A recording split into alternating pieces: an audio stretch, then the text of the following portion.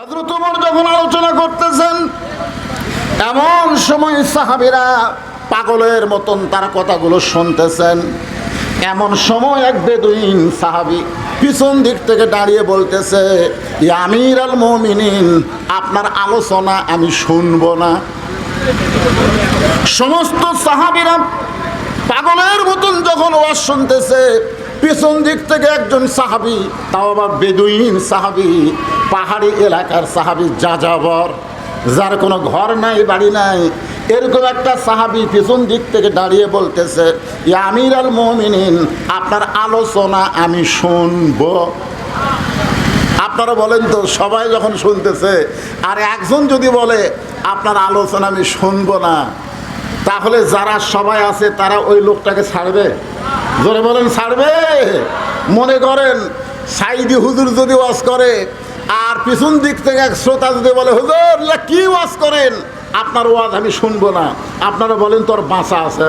আমরা সেই নবীর উম্মত, সেই নবী হলেন আমাদের নেতা, যাকে গ্রহণ করার কথা আল্লাহ কোরআনে বলেছেন, লাকাদ কানা লাকুম ফি রাসূলিল্লাহি উসওয়াতুন হাসানা। সফলতা যদি অর্জন করতে চাও, কোনো মানুষের চামচাগিরি না করে বিশ্ব নবীর অনুসারী হয়ে যাও। জোরে বলেন কথা ঠিক? আমরা সেই নবীর উম্মত, আল্লাহ আমাদের কবুল করেছেন, এজন্য খুশি হয়ে জবান খুলে আর একবার বলি আলহামদুলিল্লাহ। আমরা যে কোরআন থেকে তাফসির শুনবো, আজকে আমি আপনাদেরকে যে আয়াতে কারিমা তেলাওয়াত করেছি, এই আয়াতটাকেই ব্যাখ্যা বিশ্লেষণ করে বুঝাইতে গিয়া এই মুহূর্তে আমি আপনাদেরকে এমন একটা জগতে নিয়ে যাব। জগৎ বুঝেন? সব জগতে গেলে কিন্তু আল্লাহ পাওয়া যায় না। আল্লাহ পাওয়ার আলাদা একটা জগৎ আছে। জোরে কোন কথা ঠিক কিনা? আপনারা বলেন তো, ব্রিটিশের আইন, ডক্টর কামালের সংবিধান মেনে যদি আমরা চলি এবং সেই মোতাবেক কথা বলি, তাহলে আমরা মারা গেলে ওই জগতে আল্লাহ পাওয়া যাবে না। আল্লাহ পাইতে গেলে নবীর তরিকা মোতাবেক আল্লাহর কোরআনকে সংবিধান হিসাবে গ্রহণ করা লাগবে। জোরে বলেন কথা ঠিক কিনা? হ্যাঁ, মনে করেন, আমি কিন্তু বলতেছি মনে করেন। কি করেন? মনে করেন যে জায়গায় আপনারা বসে আছেন, এই জায়গাটা হলো মসজিদে নববী। মনে করেন, মনে করতে অসুবিধা আছে? এক স্যার বলতেছে, মনে করো এক হালি কলা যদি 1 টাকা হয়, 10 হালির দাম কত? মনে করো এক হালি কলায় 1 টাকা, তাহলে 10 হালির দাম কত? এক ছাত্র লাভ দুটা বলতেছে, হুজুর স্যার এটা কি কলা? আচ্ছা স্যার কি বলেছে? মনে করো। ওই এখন লাভ দুটা বলে এটা কি কলা? তো স্যার বলতেছে এটা অনুপম কলা। তখন বলতেছে অনুপম কলায় 1 টাকা হালি আপনার।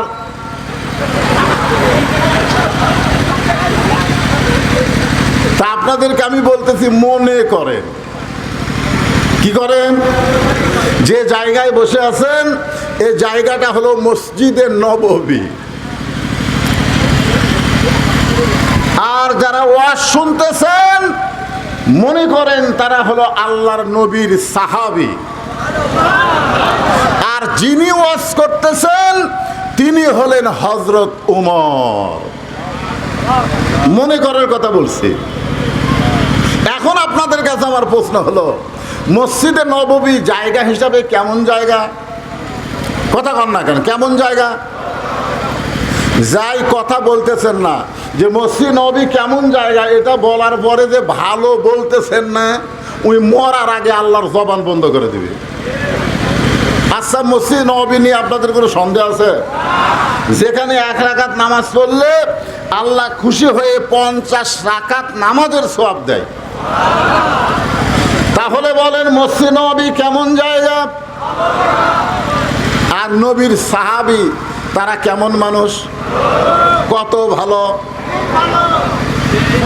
আল্লাহ কোরআনে বলেছেন, রাদিয়াল্লাহু আনহুম ওয়া রাদু আন যালিকা লিমান খাশিয়া রাব্বাহ। নবীর সাহাবী যারা বিনা হিসাবে জান্নাতি তারা। আপনারা বলেন তো নবীর সাহাবীদের কোনো হিসাব দেওয়া লাগবে? কারণ আল্লাহ বলেছেন রাদিয়াল্লাহু আনহু ওয়া রাদুম আহ, এই জন্য আল্লাহ তাদের প্রতি রাজি হয়ে গেছে। সেই সাহাবীরা হলেন শ্রোতা, আর যিনি ওয়াজ করতেছেন তিনি হলেন হযরত উমর। আপনারা বলেন তো উমর ফারুক কেমন বক্তা, কেমন ভালো? খালি ভালো? আল্লাহ রাসূল বলেছেন আমার পরে কেউ যদি নবী হতো লাকানা উমর, আল্লাহ উমরকে নবী হিসাবে পাঠায়া দিত। নবুয়তের দরজা বন্ধ হয়েছে বলে হযরত উমর নবী হওয়ার পারে নাই, কিন্তু নবী হওয়ার সব যোগ্যতা আল্লাহ হযরত উমরকে দান করেছে। সেই হযরত উমর ওয়াজ করতেছেন, সে ওয়াজটা আমি আপনাদের সামনে আজকে রিলে করব। কারণ 5ই আগস্টে বাংলাদেশ স্বাধীন হয়ে গেছে, এখন হক কথা বলতে আর কোনো অসুবিধা নাই। উমর ফারুকের জন্য আল্লাহ তাআলা কোরআনে একটা আয়াত নাজিল করেছিলেন, কুল জাল হক ওয়া যাহাকাল বাতিল ইন্নাল বাতিলা কানা যাহুকা। হক যখন আসবে তখন কোনো বাতিল থাকবে না, আলো জ্বললে কোনো অন্ধকার থাকবে না। জোরে বলেন কথা ঠিক কিনা? এই জন্য আমরা স্লোগানের মধ্যে বলি আল কোরআনের আলো ঘরে ঘরে জ্বলো। তাহলে রাস্তা দিয়ে যখন আসবেন, রাস্তা যদি অন্ধকার হয়, আপনার ঘরে আসা আলো, রাস্তা হলো অন্ধকার, তাহলে কেমনে আসবেন? এই জন্য বলতে হবে আল কোরআনের আলো সব জায়গায় জ্বালো, মানে কোনো জায়গা বাদ দেওয়া যাবে না। ধরে কোন ঠিক? আপনারা যে কোরআনের ওয়াজ শুনতে আইছেন, এ কোরআনের এক নাম হলো নূর। নূর মানে আলো। ধরে কোন নূর মানে কি? আলো। আল্লাহ কোরআন সম্পর্কে বললেন অনুনাজ্জিলু মিনাল কুরআনি মা হুয়া শিফাউ ওয়া রাহমাতুল লিল মুমিনিন। এই আয়াতের বাংলা অর্থ হলো সব সমস্যার সমাধান দিতে পারে আল কোরআন। আপনারা বলবেন? আপনারা বলবেন? তাহলে আমি বলি সব সমস্যার সমাধান আল কোরআনের আলো। কোরআন হাদিস যেখানে, ধনী আর মুসলমান লিল্লাহি তাকবীর। মাশাআল্লাহ।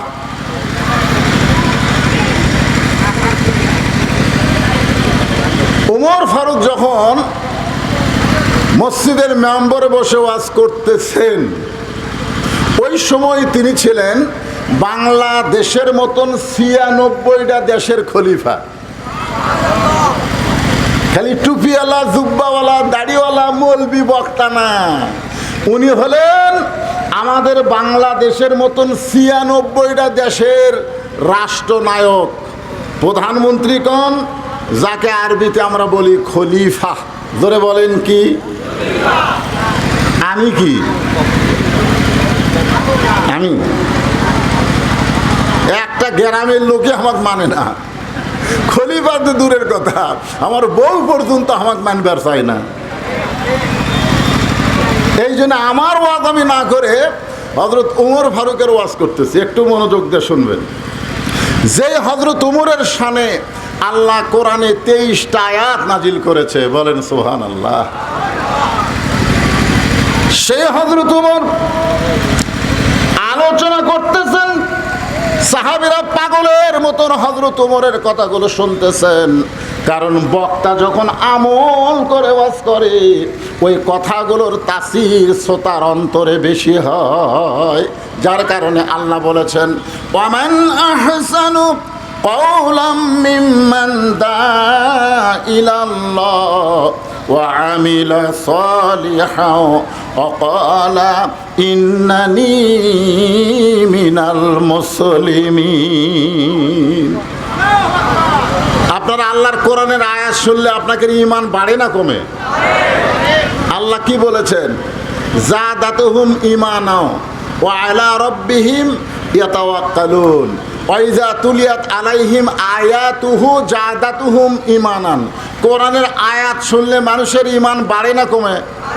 তো ঈমান বাড়ার লক্ষণ কি? চুপ থাকা, চুপ থাকা।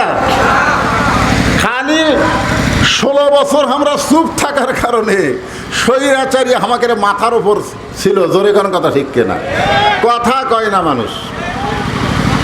গত হাটে গোস্ত নিয়ে আইছে, আমি যুক্তি দিচ্ছি, 500 টাকা কেজি। পরের হাটে গেছে 550 টাকা, তারপরের হাটে গেছে 600 টাকা। প্রতি হাটে কয় টাকা করে বাড়তিছে, কিন্তু যাই গোস্ত কিনে ও কোনো কথা কয় না। কষাই দেখতেছে মানুষ যখন কথা কয় না তখন ইচ্ছা মতোই দাম বাড়ান যাবে। ধরে কোন ঠিক কিনা? এখন বউ বলতেছে, স্বামী গো, হঠাৎ জামাই চলে আসলো, আজকে কিন্তু 1 কেজি নিলে হবে না, 2 কেজি নেওয়া লাগবে। এখন স্বামী 2 কেজি গোস্ত নেওয়ার জন্য 1200 টাকা নিয়ে গেছে। কয় টাকা? 1200 টাকা নিয়ে গেছে।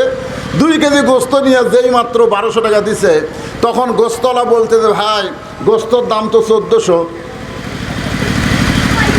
চিন্তা করতেছে 500 টাকার থেকে বারবার ধরলো, কোনো কথাবার্তা বললাম না।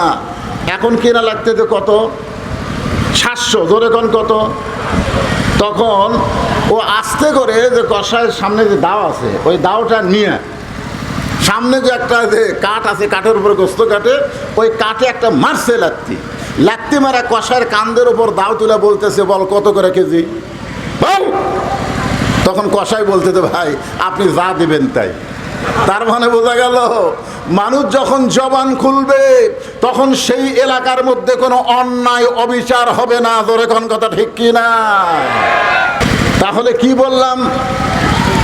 আল্লাহ বলতেছেন ওই ব্যক্তির চাইতে উত্তম কোনো ব্যক্তি নাই যে ব্যক্তি আল্লাহ রাস্তায় মানুষকে দাওয়াত দেয়। শুধু দাওয়াত দেয় না, সে নিজে আমল করে এবং মুসলমান হিসাবে পরিচয় দেয়। আপনারা বলেন তো, আমাদের মতন বক্তা যারা আমরা ওয়াজ করি, আমরা যে ওয়াজ করি সে ওয়াজ অনুযায়ী আমল নাও থাকতে পারে, কিন্তু হযরত উমর যে ওয়াজ করতেছে, আপনারা বলেন তো উমর আমল না করে ওয়াজ করতেছে? এখন চিন্তা করেন, যে বক্তার ভিতরে আমল আছে ওই বক্তার কথার মধ্যে তাফসীর আছে, আর যে বক্তার আমল নাই ওই বক্তার কথার উপরে তাফসীর নেই। হযরত ওমর যখন আলোচনা করতেছেন, এমন সময় সাহাবীরা পাগলের মতন তার কথাগুলো শুনতেছেন। এমন সময় এক বেদুইন সাহাবী পিছন দিক থেকে দাঁড়িয়ে বলতেছে, ইয়া আমিরাল মুমিনিন, আপনার আলোচনা আমি শুনবো না। সমস্ত সাহাবীরা পাগলের মতন যখন ওয়াজ শুনতেছে, পিছন দিক থেকে একজন সাহাবী, তাও আবার বেদুইন সাহাবী, পাহাড়ি এলাকার সাহাবী, যাযাবর, যার কোনো ঘর নাই বাড়ি নাই, এরকম একটা সাহাবী পিছন দিক থেকে দাঁড়িয়ে বলতেছে, ইয়া আমিরাল মুমিনিন, আপনার আলোচনা আমি শুনবো। আপনারা বলেন তো, সবাই যখন শুনতেছে আর একজন যদি বলে আপনার আলোচনা আমি শুনবো না, তাহলে যারা সবাই আছে তারা ওই লোকটাকে ছাড়বে? জোরে বলেন, ছাড়বে? মনে করেন সাইদি হুজুর যদি ওয়াজ করে আর পিছন দিক থেকে এক শ্রোতা যদি বলে, হুজুর কি ওয়াজ করেন, আপনার ওয়াজ আমি শুনবো না, আপনারা বলেন তোর বাঁচা আছে? ওই গণ ধোলাই খায়া মরবে। কিন্তু বাক স্বাধীনতা থাকার কারণে ওমর ফারুক ওয়াজ বন্ধ করে দিলেন। মানুষের কথা বলার স্বাধীনতা থাকার কারণে আল্লাহর কোরআন দিয়ে যখন বাংলাদেশ চলবে, প্রত্যেকটা মানুষ কথা বলার স্বাধীনতা পাবে। জোরে কোন কথা ঠিক কিনা? সঙ্গে সঙ্গে ওমর ফারুক ওয়াজ বন্ধ করে বললেন, তুমি আমার ওয়াজ কেন শুনবা না? আমার ওয়াজের মধ্যে দোষ কোন জায়গায়? বলতেছে, আপনি যেগুলো ওয়াজ করতেছেন তার চাইতে আমি ভালো ওয়াজ জানি। আপনি যেগুলো ওয়াজ করতেছেন, যে ওয়াজ তারা শুনতেছে, তার চাইতে ভালো ওয়াজ আমি জানি। সঙ্গে সঙ্গে ওমর ফারুক বললেন, এই সাহাবীরা, তোমরা মাঝখানে রাস্তা করে দাও, তোমরা মাঝখানে রাস্তা করে দাও, ওকে আমার কাছে আসতে দাও। ওই বেদুইন সাহাবী যখন হযরত উমরের কাছে আসলেন, সঙ্গে সঙ্গে উমর ফারুক চেয়ার থেকে নিচে নেমে গিয়ে বললেন, ভাই তুমি এখন চেয়ারে বসে ওয়াজ করো, আমার চাইতে ভালো ওয়াজ যদি তোমার জানা থাকে তাহলে তুমি এখন শুরু করে দাও। বেদুইন সাহাবী বললেন, আতিউল্লাহ ওয়া আতিউর রাসূল ওয়া উলিল আমরি মিনকুম, আল্লাহর আনুগত্য করো, নবীর তরিকা মোতাবেক চলো, এবং তোমাদের আমিরকে তোমরা মানো। সুবহানাল্লাহ বলে।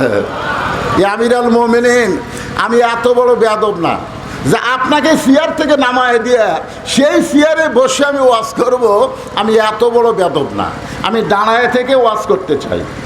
প্রত্যেকটা সাহাবী চিন্তা পড়ে গেল, তোকে আমরা চিনি না জানি না, তুই কে রে?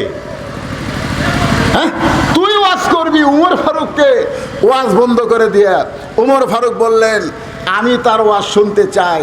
সাহাবীরা চিন্তা করলেন, আমাদের আমির যখন ওয়াজ শুনবে আমাদের আপত্তি করে কোনো লাভ, ঠিক আছে ওয়াজ করো। তিনটা ওয়াজ করলেন, আমার দিকে খেয়াল করবেন। 1 নম্বর ওয়াজ হলো ইন্নী উহিব্বুল ফিতনা, আমি ফিতনাকে মহব্বত করি। 2 নম্বর ওয়াজ হলো, মাইকের সাউন্ড গেল, সেগুলা বাদ দিয়ে এ গরমের মধ্যে বসে ওয়াজ শোনে, এদের মতন পাগল তো আমরা দেখলাম না। আল্লাহ বলে, ফেরেশতা সাক্ষী থাক, আমার কোরআনের ওয়াজ শুনতে আইসা যে শরীরগুলা ঘেমে গেল, ওই ঘামা শরীরের জন্যে আমি আল্লাহ জাহান্নামকে হারাম করে দিলাম। এই মুরব্বি উঠলো কেন? মুরব্বি এখন মুরব্বি বললেও বিপদ। হাই রে, মুরব্বি নিয়ে একটা 1 নম্বর ওয়াজ করেছে ইন্নী উহিব্বুল ফিতনা, আমি ফিতনাকে মহব্বত করি। আপনারা বলেন তো, 1 নম্বর ওয়াজ যেটা করছে বেদুইন সাহাবী, ওয়াজটা ভালো না খারাপ? ভালো। কি কয় রে? আল ফিতনাতু আশাদ্দু মিনাল কতল, আল ফিতনাতু আশাদ্দু মিনাল জিনা। ফিতনা হলো কতলের চাইতেও, জিনার চাইতেও মারাত্মক গুনাহ। এখন বর্তমান বাংলাদেশে আগামী নির্বাচনে আমরা সমস্ত ইসলামী দল একত্র হয়ে নির্বাচন করতে চাই। এর মধ্যে যদি কোনো এক দল ফিতনা বাজায়, কি মনে করতেছেন? আমরা মুজিব শাসন দেখেছি, দেখিনি? আমরা জিয়াউর রহমানের শাসন দেখেছি, কি কর ভাই দেখেন নাই? আমরা এরশাদ চাচার শাসনও দেখেছি তো। আমরা বেগম জিয়ার শাসন দেখছি, আমরা হাসিনার শাসন দেখেছি, বেগম জিয়ার শাসন দেখেছি। আবার ভোট ছাড়া 16 বছর আমরা শাসন দেখলাম। এই 50 বছর হলে আমরা দেখতেছি মানব রচিত, মানুষের তৈরি আইন দিয়া শাসন। আগামীতে আমরা দেখতে চাই আল্লাহর কোরআনের বাংলাদেশ, ঠিক কিনা বলেন? আল্লাহর কোরআনের বাংলাদেশ যদি দেখতে চাই তাহলে মনোযোগ ছাড়া আজকার ওয়াজ শোনার কোনো উপায় নেই। আসলেই তো ফিতনা খারাপ। আর ওই বেদুইন সাহাবী উমর ফারুক হাজার হাজার সাহাবীর সামনে বলতেছে, আমার 1 নম্বর ওয়াজ হলো ইন্নী উহিব্বুল ফিতনা, আমি ফিতনাকে মহব্বত করি। 2 নম্বর ওয়াজ হলো ইকরাহুল হক, আমি হককে পছন্দ করি না। আল্লাহ কোরআনে বলেছেন, কুল জাল হক ওয়া যাহাকাল বাতিল, হক হচ্ছে আল্লাহর পছন্দ, বাতিল হচ্ছে শয়তান। জোরে বলেন ঠিক কিনা? আর লোকটা বলছে আমি হককে পছন্দ করি না। 3 নম্বর ওয়াজ হচ্ছে ওয়াশহাদু মালাম আরাহ, আমি না দেখা জিনিসের সাক্ষী মারি। কেন কেন ভয় পায়?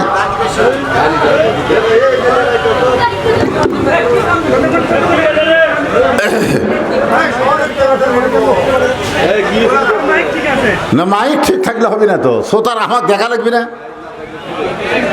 ইউটিউবে ফেসবুকে আমার ওয়াজ শুনতেছে না, কারণ কোনো ওয়াজ শোনা বাকি আছে তো আমার দেখতে রাখছে রে পাগলা, দেখান লাগবি তো, খালি শুনালে কাম হবে।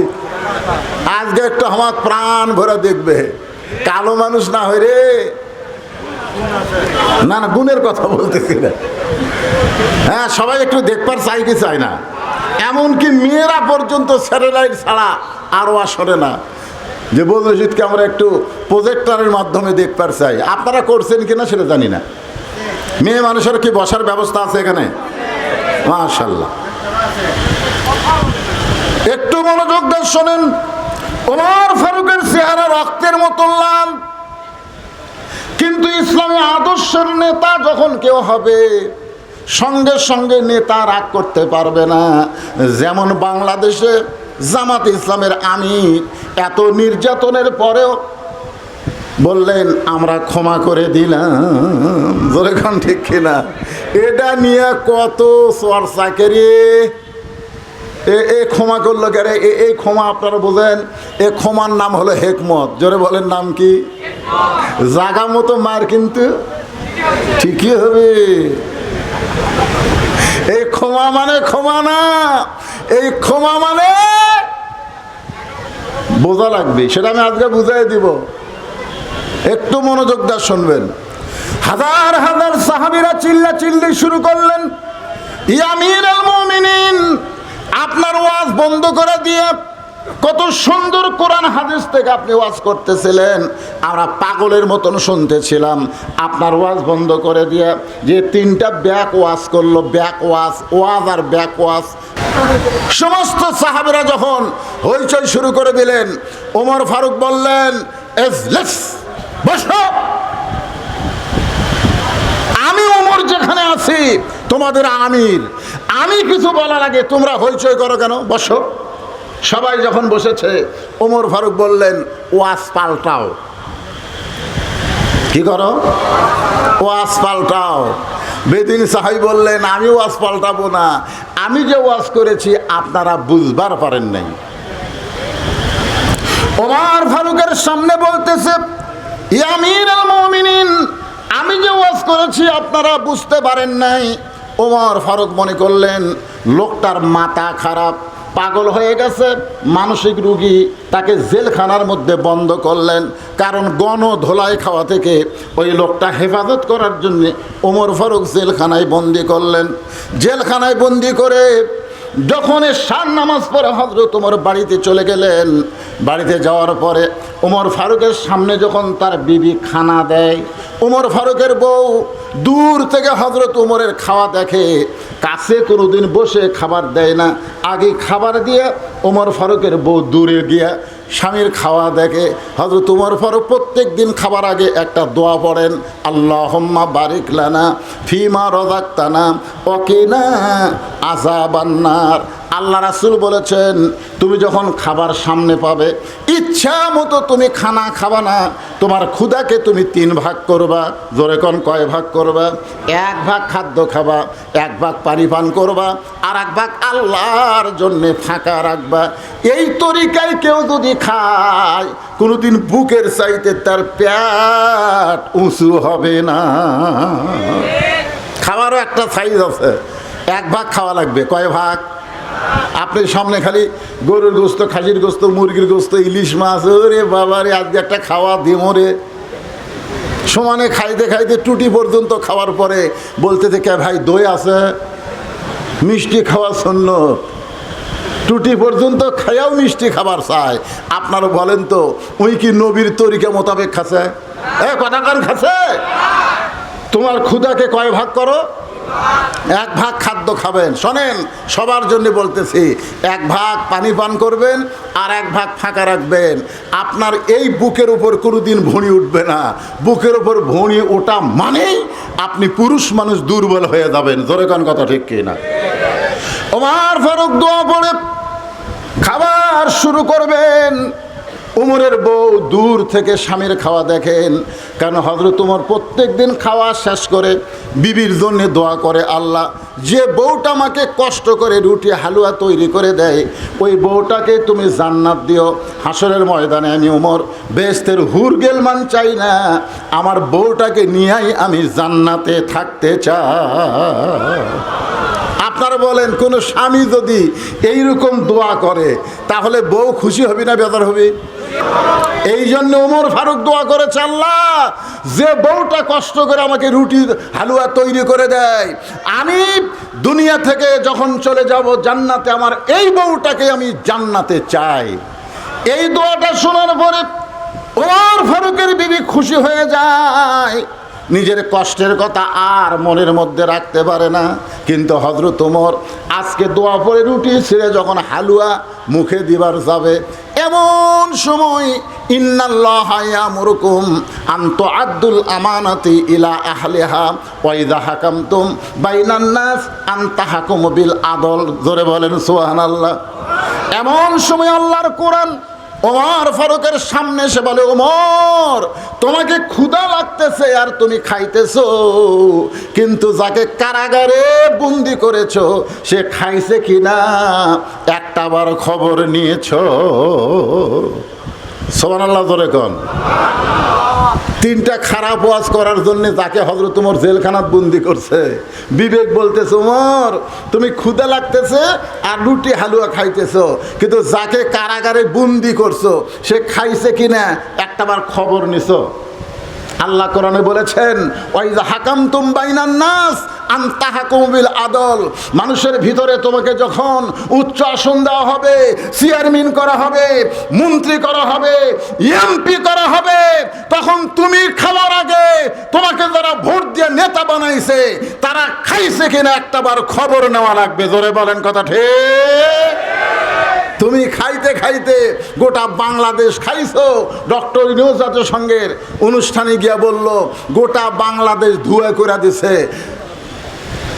বাংলাদেশের টাকায় 95 বিলিয়ন ডলার এই শালা নেতারা পাচার করছে। জোরে কোন কথা ঠিক কিনা? কথা কন। খাসে তো খাসে, সব পাচার করছে। এরা আবার নেতা। দেখেন কোরআন কি বলতেছে, ওমর ক্ষুধা লাগতেছে আর রুটি হালুয়া খাইতেছো, যাকে কারাগারে বন্দি করছো সে খাইছে কিনা একটাবার খবর নিছো? সঙ্গে সঙ্গে হযরত ওমর রুটি হালুয়া মুখেতে না দিয়া ওইটা টোপলা করে ওই গভীর রাত্রে এশার নামাজের পরে গভীর রাত্রে ওই কারাগারের দরজায় গিয়ে বলতেছে, ভাইজান তোমার জন্য খাবার আনছি, মেহেরবানি করে তুমি খাদ্য খাও। কারাগারের কয়েদি বলতেছে, কোরআন দিয়া যখন রাষ্ট্র চলবে তখন নেতার ভাগ্যে খাওয়া না হলেও কারাগারের বন্দিরা খাবার ঠিকই পাবে। আল্লাহর কোরআন দিয়া যখন রাষ্ট্র চলবে তখন নেতার ভাগ্যে খাবার না হলেও বন্দিরা খাবার ঠিকই পাবে। ওমর ফারুক কোনো কথা না বলে কারাগারের বেদুইন বন্দি সাহাবীকে খাবার দিয়া যখন বাড়িতে গেলেন, বাড়িতে যাওয়ার পরে ওমর ফারুক ঘুমের বিছানায় যাচ্ছেন। কারণ ওমর ফারুক এশার নামাজের পরে সামান্য সময় একটু ঘুমায়, তারপরে রাতের অন্ধকারে মানুষের দুঃখ কষ্ট নিজের চোখে দেখে আর ঘুরে বেড়ায়। যখন ঘুমের বিছানায় যায় তখন বউ বলে, স্বামী গো আজকে কি আপনি খাবেন না? ওমর ফারুক বলে, তুমি না আমারে খাবার দিছ, আমি তো খাইছি। বউ বলে, দূর থেকে আমি দেখছি আজকে আপনি খান নাই, বরং খাবার টোপলা করে কোথায় যেন নিয়ে গেছেন। ওমর ফারুক বললেন, বিবিরে একজন বেদুইন সাহাবীকে কারাগারে বন্দি করা হয়ে, এই বলে হযরত ওমর বিবির খাওয়া ভাগ করে যখন মুখে দিবার চাই, এমন সময় বিবেক বলতেছে, ওমর যাকে কারাগারে বন্দি করছো তাকে না হয় তোমার খাবার দিয়েছো, কিন্তু সে যদি বাড়ির কর্তা হয়, সে যদি বাড়ির অভিভাবক হয়, আর অভিভাবককে বন্দি রাইখা তার বাড়ির খবর না যায় না, তুমি কেমনে খাও? সুবহানাল্লাহ ধরে কান। আল্লাহর কোরআন দিয়ে যখন বাংলাদেশ চলবে, এই বাংলাদেশের কোন নেতা দুর্নীতি করতে পারবে? ওয়াইজা হাকামতুম বাইনান নাস আন তাহকুমু বিল আদল।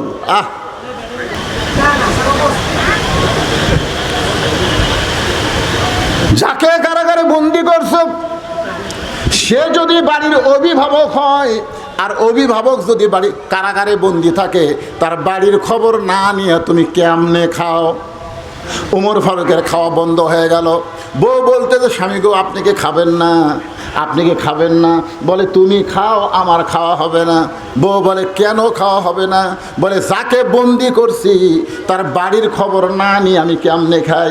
সঙ্গে সঙ্গে বউ নিজে না খাইয়া ওইটা টোপলা করে স্বামীর হাতে দিয়ে বলতেছেন, যাকে কারাগারে বন্দি করেছেন তার পরিবারের কাছে এই খাবার পৌঁছায়া দেয়। সুবহানাল্লাহটা জোরে বলা লাগবে।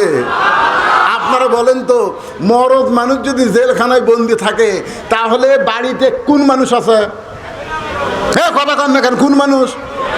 তাহলে মেয়ে মানুষের কাছে স্বামী দিয়া পাঠায় কেমন বউ?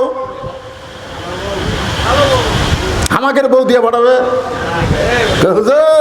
যত ওয়াজ করেন মাঝে মধ্যে খবর ভাই ইটিস ফিটিস করবার চান। ইসলামী আদর্শের নেতা কেমন মানের নেতা হয়, তাদের মান কি পর্যায়ে, নিজের বউ বলতেছেন যান তার পরিবারের কাছে খাবার পৌঁছায় দেন। গভীর রাতে বাংলাদেশের মতন ৯৬টা দেশের খলিফা গভীর রাতে খাবার টোপলা নিয়ে যাকে বন্দি করেছে তার পরিবারের দিকে খাবার নিয়ে চলে যাচ্ছেন। পাহাড়ি এলাকায় বেদুইন সাহাবীর বাড়ি। ওই পাহাড়ি এলাকায় গিয়ে ওমর ফারুক শুনতে পায় ছোট্ট একটা বাচ্চা খালি বাবা বাবা বলে কাঁদতেছে। ও বাবা, সকালবেলা চলে গেলেন বাড়ি থেকে বের হয়ে, এখন পর্যন্ত আপনি বাড়িতে আসলেন না। বাবা আপনি কি জানেন না, আপনি না আসলে আমি রাতের খাওয়া খাই না। ও বাবা গো, এত রাত হয়ে গেল, আপনি কেন আসেন না? ওমর ফারুক বুঝতে পারলেন যাকে কারাগারে বন্দি করছি হয়তো তারই সন্তান এমন করে কাঁদতেছে। ওমর ফারুক ছেলেটার কাছে গিয়ে বললেন, বাবা আজকে তোমার বাবা কোনো কাজে আটকা পড়ে গেছে, আমি তোমার বাবা হইয়া তোমার কাছে খাবার নিয়ে আইছি, মেহেরবানি করে এই খাবারটা তুমি গ্রহণ করো। ছোট বাচ্চা বলতে পথিক তুমি কি আল্লাহর কোরআন পড়ো নাই? সুবহানাল্লাহ বলেন। ছোট্ট একটা বাচ্চা গভীর রাত্রে হযরত ওমরকে বলতেছে, পথিক তুমি কি আল্লাহর কোরআন পড়ো নাই? আল্লাহর কোরআন যদি তুমি পড়তে তাহলে তুমি আমার কাছে বাবা হিসাবে উপস্থাপন করতে পারতা না। কারণ আল্লাহ কোরআনে বলেছেন, ওয়াকাযা রব্বুকা আল্লা তা'বুদু ইল্লা ইয়াহু ওয়া বিল ওয়ালিদাইনি ইহসানান। আল্লাহর পরেই সন্তানের কাছে হলো বাপ মা। জোরে কোন সুবহানাল্লাহ। আল্লাহর পরেই সন্তানের কাছে হলো বাপ মা। এই বাপ মা হলো যে বাবা তাকে জন্ম দিছে। আমার জন্ম দেওয়া বাবা ছাড়া দুনিয়ার কাউকে আমি বাবার জায়গায় আসন দিতে পারি না। সুবহানাল্লাহ জোরে কোন। দেখছেন আল্লাহর কোরআন দিয়ে যখন রাষ্ট্র চলবে তখন কেল্লা বাবা, দয়াল বাবা, গাজা বাবা, খাতা বাবা, এক বাবাও বাংলার জমিনে থাকবে না। জোরে কোন কথা ঠিক কি না? তোর এত বাবা লাগে কেন? একটা ছোট্ট বাচ্চা ওমরকে বলতেছে, পথিক তোমার ভিতরে কি আল্লাহর কোরআন নাই? তুমি আমার বাবা হবার চাও? আমাকে যে জন্ম দিয়েছে ওই বাবা ছাড়া আমার কলিজার মধ্যে অন্য কোনো বাবার জায়গা নাই। যদি খাবার চাই ওই বাবার সঙ্গেই খাবো, দুনিয়ার কারো খাবার আমি গ্রহণ করব না। সঙ্গে সঙ্গে হযরত ওমর ওই ছোট বাচ্চাকে কাঁধে করে নিয়ে বন্দি সাহাবীর জেলখানার দরজায় পৌঁছায় দিলে। ওমর ফারুক বললেন, ওই ঘরের মধ্যে তোমার বাবা। ছেলেটা দৌড়ে গিয়া দরজার সামনে গিয়া তাকায় দেখে ভিতরে খাঁচার মধ্যে ময়না পাখি বন্দি হয়ে আছে। এখন বেদুইন সাহাবীর ছোট্ট ছেলে জেলখানায় দরজায় গিয়ে বলতেছে, বাবা কে তোমাকে জেলখানায় বন্দি করছে? বাবা খালি একবার নাম কও, আমি তাকে সাইজ করব। সুবহানাল্লাহ। ওমর ফারুক একটু দূরে দাঁড়ায় খালি মুচকি মুচকি হাসে। কারণ প্রকৃত সন্তান যারা বাবাকে বন্দি রাখলে খেপে যাবে তারা। এটা বলতেছে, বাবা কে আপনাকে জেলখানায় বন্দি করলো? খালি একবার নাম কন, আমি তাকে সাইজ করব। সুবহানাল্লাহ। সঙ্গে সঙ্গে বেদুইন সাহাবী সন্তানকে মুখে আঙ্গুল দিয়ে বলতেছে, চুপ চুপ, এই কি বলিস পাগলা, খালি নাম কর। কাজ ছেলেকে শুন। ছেলে যখন কাছে গেছে ফিসফিস করে বলতে, এই পাগলা, আমাকে কে কারাগারে বন্দি করছে, তুই তার নাম শুনবু? বলে হ্যাঁ আব্বা, খালি নাম কোন তো? বলে তার নাম হলো হযরত উমর। যেই বলছে হযরত উমর, বেদুইন সাহাবীর সন্তান জেলখানার দরজায় বসে কান্দের, বলে বাবা, উমর ফারুক যদি আপনাকে কারাগারে বন্দি করে তাহলে আপনি অন্যায় করেছেন। সুবহানাল্লাহ বলেন। কিছুক্ষণ আগে কি বলছে? খালি নাম কন। কি বলছে? খালি নাম কন। আর এখন যেই নাম কইছে, আপনি বলেন তো ছেলেটা কার পক্ষে? সবাই বলতে হবে কার পক্ষে। কিছুদিন আগে কি বলছে? খালি নাম কন, তার আমি সাইজ করব। যেই বলছে হযরত উমর, সঙ্গে সঙ্গে ছেলেটা জেলখানার দরজায় বসে কান্দের, বলে বাবা, হযরত উমর যদি আপনাকে বন্ধ করে তাহলে আপনি নিশ্চয়ই অন্যায় করেছেন। আপনারা বলেন তো, নাম শোনার সঙ্গে সঙ্গে ছেলেটা বাবার বিপক্ষে উমরের পক্ষে কেন হলো? এই কেন হওয়ার পিছনে কারণ হলো, এই ছেলেটা রাত্রেবেলা যখন ঘুম পারতো না, তখন বাবা হযরত উমরের জীবনে শুনাইতো। একদিন বলতেছে, ও বেটা, তুই কি জানিস আমাদের এই মদিনায় এমন একজন খলিফা রয়েছে, সবাই যখন ঘুম পাড়ে ওই খলিফা তখন রাতের অন্ধকারে একা একা মানুষের দুঃখ কষ্ট দেখে। একদিন খলিফা মানুষের দুঃখ কষ্ট দেখতে গিয়া দেখতে পায় একটা তাঁবুর ভিতর থেকে একজন পুরুষ মানুষ বাইরে খালি দৌড়াদৌড়ি করতেছে। ওমর ফারুক লোকটাকে সালাম দিয়ে বলে, ভাই, তাঁবুর মধ্যে না ঢুইকা আপনি বাইরে দৌড়াদৌড়ি করেন। লোকটা বলতেছে, আমার বাড়ি হলো অমুক দেশে, আমি অমুক দেশে যাবার চাই। এই তাঁবুর মধ্যে আমার বউ আছে, বউটা প্রসব বেদনায় ছটফট করতেছে। এখন আমি কি করব? আমি এখন পুরুষ মানুষ হয়ে তো আমার বউয়ের প্রসব বেদনার কোনো ব্যবস্থা করতে পারি না। ওমর ফারুক বলেন, একটু ধৈর্য ধরেন। এক দৌড়ে বাড়িতে এসে তার বিবিকে নিয়ে গেলেন।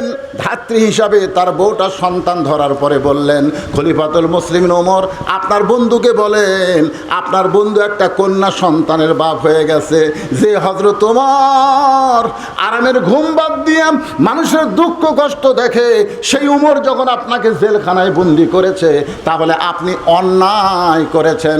ও বাবা, দরকার হলে আপনি বলেন ওমর ফারুক কোথায় থাকে, আমি তার কাছে যাব, তার হাত পাও ধরে হলেও আপনাকে জেলখানা থেকে আমি মুক্ত করব। বেদুইন সাহেব বলে, বেটা রে, উমরের দরবারে গিয়া তুই আমাকে বের করতে পারবি না। এই জেলখানা থেকে যদি বের করতে চাস তাহলে শিক্ষামন্ত্রী হযরত আলীর দরবারে যা। সুবহানাল্লাহ করে কর। আমি যে 3টা ওয়াজ করেছি, এই ওয়াজ করার সময় যদি হযরত আলী ওইখানে থাকতো তাহলে আমাকে জেলখানায় বন্দি হওয়া লাগতো না। কারণ আমার ওয়াজ শুধু হযরত আলী বুঝে, দুনিয়ার আর কেউ বুঝবার পারবে না। কারণ হযরত আলী হচ্ছেন এই মুহূর্তে শিক্ষামন্ত্রী। জোরে গণ, কি মন্ত্রী? বেদুইন সাহাবী তার সন্তানকে বলতেছে, এই জেলখানা থেকে যদি আমাকে বের করবার চাও তাহলে শিক্ষামন্ত্রী হযরত আলীর কাছে যাও। আপনারা বলেন তো, 90% মুসলমানের জন্যে একটা ভালো শিক্ষামন্ত্রীর দরকার আছে না নাই? তাহলে শিক্ষামন্ত্রী কেমন যোগ্যতা হওয়া লাগবে? উমর ফারুক যখন মদিনার খলিফা ছিলেন, ওই সময় শিক্ষামন্ত্রী ছিলেন হযরত আলী। সুবহানাল্লাহ খান। বেদুইন সাহাবী কি বলতেছে, আমাকে যদি জেলখানা থেকে বের করবার চাও তাহলে খলিফার কাছে যায় লাভ নাই, শিক্ষামন্ত্রীর কাছে যাও। বেদুইন সাহাবীর ছোট্ট ছেলে শিক্ষামন্ত্রীর বাড়ির দিকে রওনা দিলেন। বাড়ির কাছে গিয়ে দেখে 2টা যুবক দাঁড়া আছে, চাঁদের চাইতেও সুন্দর। নাম হলো হাসান আর হোসাইন। সবাই সুবহানাল্লাহ বলেন না? মরা গেলে বুঝবেন, মরা গেলে বুঝবেন। সাইদুর শাবাবে আহলিল জান্নাহ হাসান হোসাইন রাদিয়াল্লাহু তাআলা আনহুমা। জান্নাতি সমস্ত যুবকদের সর্দার হবে কয়জন? কে রে, সবাই কথা কর না কেন? কে? নেইমার আর মেসি? হ্যাঁ, নেইমার আর মেসি? তোমরা তো খালি মেসি আর নেইমার নিয়ে পাগলা হয়ে গেছো। হাসান হোসেন চেনো? চেনো? হাসান হোসেন ইসলামের জন্য যাকে টুকরা টুকরা করা হয়েছে তার নাম হলো হোসাইন। জোরে বলেন কত ঠিক। ছোট্ট ছেলে, বেদুইন সাহাবীর ছোট্ট ছেলে শিক্ষামন্ত্রীর বাড়ির দরজা যায় দেখে র্যাব নেই, পুলিশ নেই, দুইটা যুবক দাঁড়ায় আছে, নাম হলো হাসান হোসাইন, চাঁদের চাইতেও সুন্দর। সুবহানাল্লাহ। হাসান মানে কি, হোসাইন মানে কি বোঝা লাগবে তো। শিক্ষামন্ত্রীর বাড়ির দরজায় গিয়া হাসান আর হোসাইন ছেলেটা সালাম দিয়ে বলতেছে, শিক্ষামন্ত্রীর সঙ্গে আমি দেখা করবার চাই। হাসান হোসাইন বলে, কে রে পুচকে, শিক্ষামন্ত্রীর কি দরকার? এই কথা হাসান হোসেন সেই বলতেছে, এমন সময় হযরত আলী ঘর থেকে বাইরে চলে আইছে। লিল্লাহু আকবার।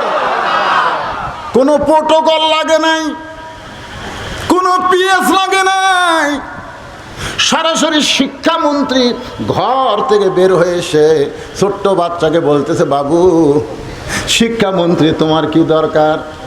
বলে, আমার বাবাকে হযরত ওমর জেলখানায় বন্দি করেছে। আলী বলতেছে, উমর ফারুক যখন জেলখানায় বন্দি করেছে তখন আমাক দিয়ে কোনো কাম হবে না। ছোট্ট বাচ্চা বলতেছে, আমি যে 3টা ওয়াজ করেছি, যে ওয়াজ করার কারণে হযরত ওমর আমাকে জেলখানায় বন্দি করেছে, ওই মাহফিলে যদি আলী থাকতো তাহলে আমাকে জেলখানায় আসা লাগতো না। তার মানে বোঝা গেল এই ওয়াজের মধ্যে কিছু গুরুভেদি আছে। জোরে কোন কথা ঠিক কিনা? আপনি ছিলেন না বলে আমার বাবাকে জেলখানায় বন্দি করেছে, মেহেরবানি করে আপনি একটু কি যাবেন? আপনি কি একটু যাবেন? একটা ছোট্ট বাচ্চার সঙ্গে হযরত আলী জেলখানার দিকে রওনা দিলেন। জেলখানার দরজায় এসে বেদিন সাহাবীকে দেখলেন, কি এমন ওয়াজ করেছো যে ওয়াজ করার কারণে তোমাকে জেলখানায় বন্দি করে রাখছে? বেদিন সাহাবী বললেন, ইন্নী উহিব্বুল ফিতনা ইকরাহুল হক ওয়া আশহাদু মা লাম আরা। সঙ্গে সঙ্গে হযরত আলী বললেন, আল্লাহু আকবার, আল্লাহু আকবার। তুমি যে 3টা ওয়াজ করছো এর চাইতে হক ওয়াজ এই পৃথিবীতে একটাও নাই। জোরে কোন সুবহানাল্লাহ। হযরত আলী বলতেছে, আল্লাহু আকবার, এর চাইতে হক ওয়াজ পৃথিবীতে একটাও নাই। আর হযরত ওমর অসংখ্য সাহাবীর মাধ্যমে তাকে জেলখানায় বন্দি করলো। আপনারা বলেন তো এর মধ্যে কারণ আছে না নাই? কি কারণে উমর ফারুক জেলখানায় বন্দি করলো, আর কোন কারণে হযরত আলী আল্লাহু আকবার তাকবীর দিয়ে বলতেছে এর চাইতে হক ওয়াজ আর পৃথিবীতে একটাও নাই?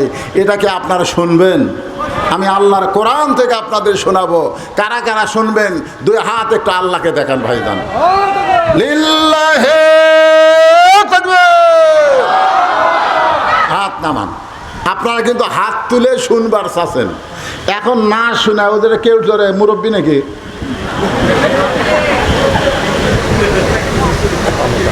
লিমা তাকুলু মা লা তাফালুন। আপনারা বলেন তো এই আয়াতের অর্থ কি? এই আয়াতের অর্থ হলো কথার সাথে কামের মিল নাই। আপনারা হাত তুলে ওয়াদা দিলেন আপনারা সবাই শুনবেন, এখন না শুনে যদি কেউ ওঠেন উনি টাটকা মুনাফিক। এখন কি মুনাফিক? তাহলে আপনাকে শোনা লাগবেই। এখন আপনারা কোন আপনাকে বলা লাগবেই কি? আমাকে বলা লাগবে না?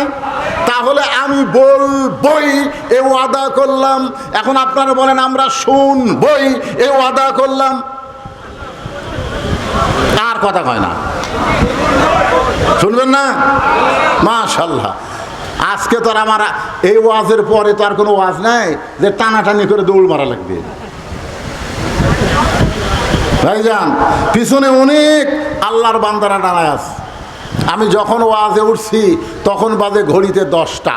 ধরে কোন কয়টা? এখন বাজতেছে 11:30। আমি একটানা 1.5 ঘন্টা ওয়াজ করে ইল্লাল্লাহ লা ইলাহা ইল্লাল্লাহ লা ইলাহা ইল্লাল্লাহ লা ইলাহা ইল্লাল্লাহ মুহাম্মাদুর রাসূলুল্লাহ সাল্লাল্লাহু আলাইহি সাল্লাম। সঙ্গে সঙ্গে ছোট বাচ্চা হযরত আলীর হাত ধরে বলতেছে, হযরত আলীর মতন শিক্ষামন্ত্রী যদি আমার বাবার পক্ষ নেয়, দুনিয়ার কোন উমর আমার বাবাকে জেলখানায় বন্দি রাখতে পারবে না। সুবহানাল্লাহ বলেন না। আপনারা কি মনে করেন হযরত আলীর ইলম বেশি না কম? কেমন বেশি? আনা মাদিনাতুল ইলমে আলী বাবুহা, রাসূল বলেছেন আমি হলাম ইলমের শহর, আলী হচ্ছে তার দরওয়াজা। সব ধরনের ইলম হযরত আলীকে আল্লাহ দিয়েছেন, যার কারণে শিক্ষামন্ত্রী। তোরে কোন সুবহানাল্লাহ। হ্যাঁ, খালি এক ধরনের ইলম নিয়ে তুমি শিক্ষামন্ত্রী হও, যার কারণে জেনারেল শিক্ষার দাম হয়, আর হাফিজি মাদ্রাসায় এতিমখানা ভিক্ষা করে চালান লাগে। জোরে কোন কথা ঠিক কিনা? শিক্ষামন্ত্রীর মধ্যে যদি কোরআনের শিক্ষা থাকতো, তাহলে প্রাইমারির আগে এইগুলা মাদ্রাসার মূল্যায়ন হতো। জোরে কোন কথা ঠিক কিনা? প্রাইমারি শিক্ষা করা হলো নফল, আর কোরআন শিক্ষা করা হলো ফরজ।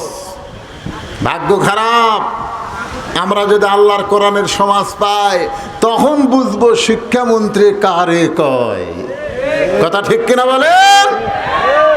খায়রুকুম মান তাআল্লামাল কোরআন ওয়া আল্লামা। ওই ব্যক্তির চাইতে সম্মানী দামি আর কেউ নাই যে আল্লাহর কোরআন শিখেছে, অপরকে কোরআনের শিক্ষা দেয়। এখন ছোট বাচ্চা হযরত আলীর হাত ধরেছে। হযরত আলী ওমর ফারুকের দরবারে, ওমর ফারুক মেম্বরে বসেছিলেন। মেম্বর থেকে দাঁড়িয়ে বললেন, ওগো আল্লাহর শিক্ষামন্ত্রী। সুবহানাল্লাহ বলেন। কার শিক্ষামন্ত্রী? ওগো আল্লাহর শিক্ষামন্ত্রী, আপনি কেন আমার কাছে আইছেন? আমি ওমরকে ডাকলে আমি আপনার কাছে যাইতাম। সুবহানাল্লাহ। কারণ আল্লাহর নবীর পরে হযরত আলীকে প্রত্যেকটা সাহাবী ওস্তাদের মতো সম্মান করতেন। আপনারা বলেন তো, ইসলামে ওস্তাদের সম্মান কম না বেশি? এইবারই খালি প্রথম দেখলাম জামিল মাদ্রাসায় ছাত্ররা হুজুরের বিরুদ্ধে আন্দোলন করলো। ধরে কোন কথা ঠিক না? আমি কিন্তু ছোটবেলায় জামিলের ছাত্র ছিলাম। কওমি মাদ্রাসা, হাফিজি মাদ্রাসার ছাত্ররা হুজুরের বিরুদ্ধে আন্দোলন করতে পারে, এইবারই প্রথম দেখলাম। মানে আমাদেরকে এমন শাসন এবং শিক্ষা দেওয়া হয়েছে যে আমরা সম্মানের ক্ষেত্রে হুজুরের চেহারার দিকে তাকায় কথা বলতে পারিনি, সবসময় কথা বলেছি নিচের দিকে তাকায়া। কারণ ইসলামে ওস্তাদের সম্মান আছে। ধরে কোন কথা ঠিক? কথা কন না কেন? কথা কন। এটা আইজুল হক কলেজের শিক্ষক না, ছাত্র না। মাঝে মধ্যে ছাত্র শিক্ষককে ধাবার দেয়। জোরে কোন কথা ঠিক কিনা ভাইজান? ইসলামে ওস্তাদের সম্মান, যার কারণে হযরত ওমর বলতেছেন আপনি কেন কষ্ট করে আমার কাছে আইছেন, আমি আপনার কাছে যাইতাম। এটা হযরত ওমর বলার সঙ্গে সঙ্গে ওই ছোট্ট ছেলেটা এক দৌড়ে গিয়া ওমর ফারুকের কপালে চুমা খাইছে। কোন ছেলে? কোন ছেলে? ওই বেদুইন সাহাবী যাকে কারাগারে বন্দি করছে, তার ছেলে ওমর ফারুকের কপালে চুমা খায় বলতেছেন আপনার মতন মহামানব আমি দুনিয়াতে দেখি নাই। রাতের অন্ধকারে যখন কান্না করেছিলাম, তখন আপনিই তো আমাকে কান্দে করে আমার বাবার জেলখানার দরজা পর্যন্ত পৌঁছায়া দিছেন। সুবহানাল্লাহ খান। আচ্ছা, ছোট্ট ছেলেকে কান্দে করে জেলখানার দরজায় কে পৌঁছায় দিছে? ছেলেটা এখন কি করবে? একবার হযরত আলীর দিকে তাকায়, আরেকবার ওমর ফারুকের দিকে তাকায়। এমন সময় হযরত আলী বলতেছে আমির আল মুমিনিন, এই সন্তানের বাপকে আপনি জেলখানায় বন্দি করেছেন। ওমর ফারুক বলে আলী রে, এমন 3টা ওয়াজ করেছে যে ওয়াজটা ইসলামে জায়েজ নাই। অনেক সাহাবী তার উপরে রাগ করেছিল। আমি গণপিটুনি থেকে বাঁচানোর জন্যে তাকে জেলখানায় বন্দি করলাম। আল্লাহর বান্দার একটু মনোযোগ দেন। জনগণের গণপিটুনি থেকে বাঁচানোর জন্যে এই সন্তানের বাপকে আমি জেলখানায় বন্দি করে রাখছি। এমন 3টা খারাপ ওয়াজ করছে। আলী বলতেছে কি 3টা ওয়াজ করেছে? ওমর ফারুক বললেন 1 নম্বর হলো ইন্নী উহিব্বুল ফিতনা, আমি ফিতনাকে মহব্বত করি।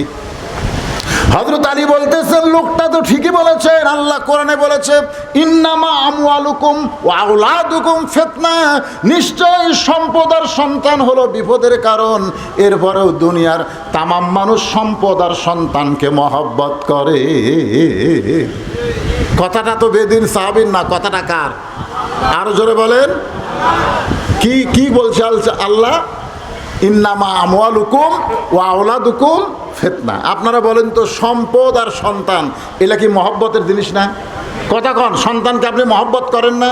কিন্তু আল্লাহ বলেছেন ফিতনা। বেদিন সাহাবী তার সন্তানকে মহব্বত করে, এই কারণেই বলেছে আমি ফিতনাকে মহব্বত করি। সে তো নিজের কথা বলে নাই, সে তো আল্লাহর কোরআনের কথাই বলেছে। ওমর ফারুক বলে আলী ভাই আমি তো বুঝবার পারি নাই, লোকটা 2 নম্বর ওয়াজ করেছে একরাহুল হক, আমি হককে পছন্দ করি না। আলী বলতেছে লোকটা তো ঠিকই বলেছেন, জাত সাকারাতুল মাউত হক, প্রত্যেকটা মানুষের জীবনে মৃত্যু হক, এরপরে এই মৃত্যুরে কেউ পছন্দ করে না। আপনারা বলেন তো মৃত্যু কি আমাদের জীবনে সত্য না মিথ্যা? আল্লাহ কোরআনে বলেছেন জাত সাকারাতুল মাউতু হাক্কুন, মৃত্যুটা আমাদের জীবনের হক, তারপরে আমরা কেউ মৃত্যুরে পছন্দ করি? কথা কন না কেন? ভাই আপনারা মৃত্যুরে পছন্দ করেন? হযরত আলী বলতেছেন বেদিন সাহাবী ঠিকই বলেছেন, আমি হককে পছন্দ করি না, তার মানে মৃত্যুকে সে পছন্দ করে না। ওমর ফারুক বলে আলী রে, লোকটা বলেছে আশহাদু মা লাম আরা, আমি না দেখা জিনিসের সাক্ষী মারি।